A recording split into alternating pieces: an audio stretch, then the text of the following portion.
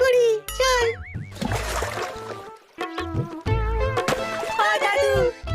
আরে তোরাই দিনে দুপুরে রাস্তায় ঘুরঘুর করছিস কেন রে? হ্যাঁ, কি আর করবো বলো, ঠাকুর পা দিয়েছে তাই হাঁটছি। যেটা বলার সেটা শোনো। কি বলতে চাস বল। এবার তো দিদা শুনলাম ধুমধাম করে কোজাগরি লক্ষ্মী পুজো করবে। হ্যাঁ, তোদের দিদার ধুমধামের ঠেলায় আমি লোকের কাছে দুমদাম ধোলাই খাবো। ওসব আমরা জানি না। দিদাকে বলবে আমার জন্য বেশি করে চিনির নাড়ু করতে, আমার জন্য গুড়ের নাড়ু। আমার জন্য কিন্তু সাদা তিলের নাড়ু। হ্যাঁ, আর মিষ্টি সন্দেশ তো আছেই। হয়ে গেল, সব একেবারে সারে সর্বনাশ হয়ে গেল।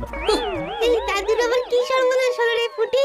দূর, আমি তো কিছুই বুঝতে পারছি না।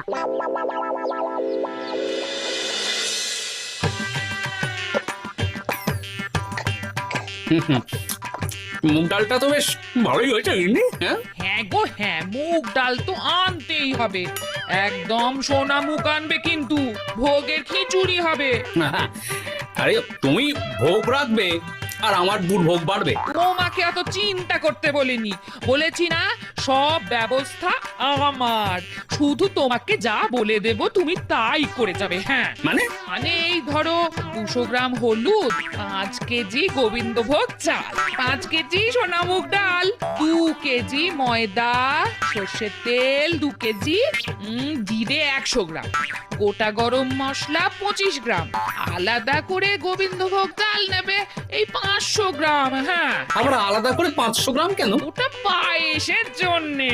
আর শোনো, এই চিনি 2 কেজি, ভালো আখের